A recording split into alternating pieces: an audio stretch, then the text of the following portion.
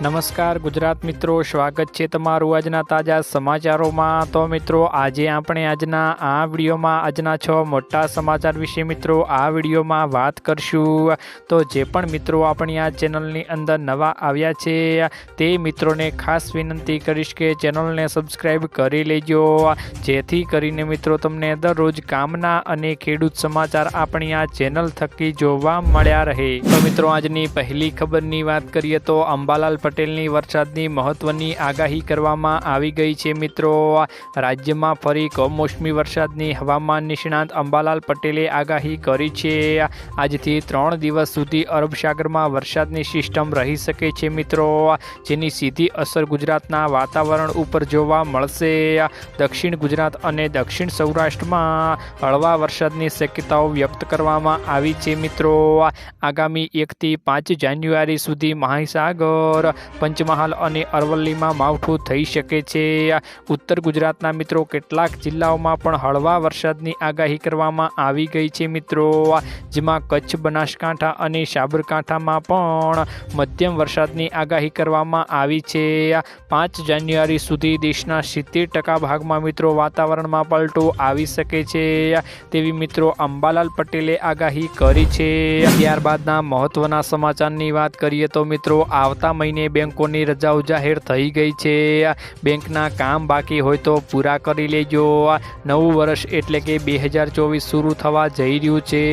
આવામાં જો તમારો બેંક સંબંધિત કોઈ કામ અટક્યું હોય તો શક્ય હોય તેટલું વહેલા પૂર્ણ કરી દેજો મિત્રો। ભારતીય રિઝર્વ બેંકે રજાઓની યાદી જાહેર કરી દીધી છે। નવા કેલેન્ડર મુજબ બેંકો 16 દિવસ બંધ રહેશે મિત્રો। 1 થી 2 જાન્યુઆરી, 7 જાન્યુઆરી, 11 જાન્યુઆરી અને 13 થી 17 જાન્યુઆરી, 21 થી 23 જાન્યુઆરી તેમજ 25 થી 28 જાન્યુઆરીના રોજ મિત્રો બેંકો બંધ રહેશે। ત્યારબાદના મહત્વના સમાચારની વાત કરીએ તો મિત્રો ખેડૂતોને સરકારની નવી ભેટ આપવાની તૈયારી કરી રહી છે મિત્રો। કેન્દ્રીય કર્મચારીઓ અને પેન્શનરો બાદ હવે પીએમ મોદીની સરકાર ખેડૂતોને મોટી ભેટ આપવાની તૈયારી કરી રહી છે। મોદી સરકાર પ્રધાનમંત્રી ફસલ વીમા યોજના હેઠળ ખેડૂતોને પાક માટે આપવામાં આવતા વીમા કવરેજનો વ્યાપ વધારવા જઈ રહી છે। આગામી દિવસોમાં ખેડૂતોને આ યોજના હેઠળ તળાવ, ટ્રેક્ટર અને પશુઓ વગેરે માટે વીમા કવચનો લાભ મળી શકે તે માટે તૈયારીઓ ચાલી રહી છે। રિપોર્ટમાં કહેવામાં આવ્યું છે કે મિત્રો મોદી સરકાર પ્રધાનમંત્રી ફસલ વીમા યોજના હેઠળ લોકોના વિસ્તાર માત્ર પાકોથી આગળ વધારવાનો પ્રયાસ કરી રહી છે। આ માટે તળાવ, ટ્રેક્ટર, પશુઓ અને તાડને વૃક્ષો જેવી સંપત્તિને યોજનાના કવરેજ હેઠળ લાવવાની તૈયારીઓ કરવામાં આવી રહી છે। આ સિવાય પ્રધાનમંત્રી પાક વીમા યોજનાએ મિત્રો પોર્ટલને નવું લુક આપવામાં મિત્રો આવી રહ્યું છે। ત્યારબાદના મહત્વના સમાચારની વાત કરીએ તો મિત્રો એસટી કર્મચારીઓને સરકારની મોટી ભેટ જાહેર થઈ ગઈ છે। રાજ્ય સરકાર દ્વારા એસટી વિભાગના ફિક્સ પે કર્મચારીઓને પગારમાં 30% પગાર વધારવાની વાતની મંજૂરી આપી દીધી છે।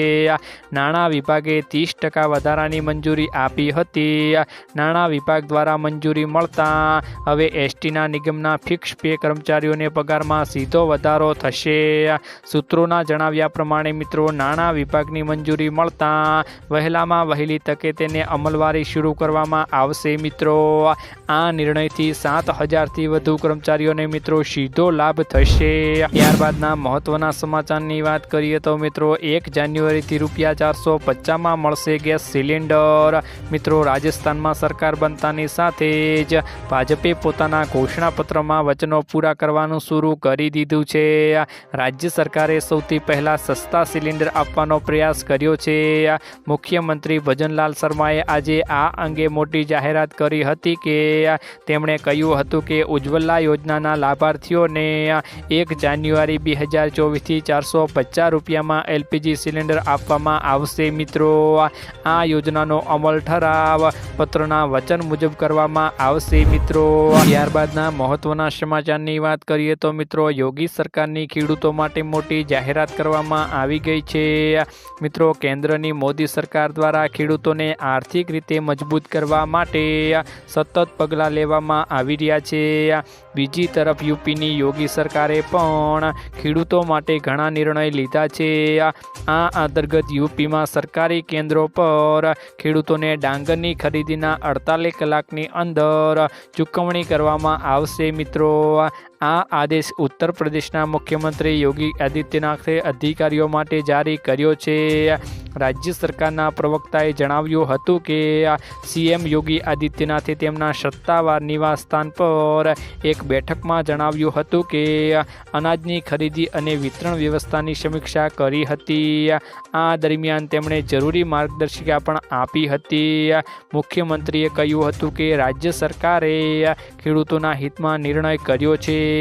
જ્યાં સુધી એક પણ ડાંગરનું ખરીદવાનું બાકી રહેશે ત્યાં સુધી ખરીદ કેન્દ્ર ચાલુ રહેશે। કોઈપણ સંજોગોમાં ડાંગરની ખરીદીના 48 કલાકની અંદર ખેડૂતોને ચૂકવણી કરવામાં આવશે। મિત્રો, આજના આ વિડીયોમાં આટલું જ હતું। મળીશું એક નવા વિડીયોની સાથે। ત્યાં સુધી મિત્રો, વિડીયોને એક લાઈક કરી તમારા મિત્રોની સાથે શેર કરજો અને ચેનલમાં નવા આવ્યા હો તો મિત્રો ચેનલને જરૂરથી સબસ્ક્રાઈબ કરી લેજો।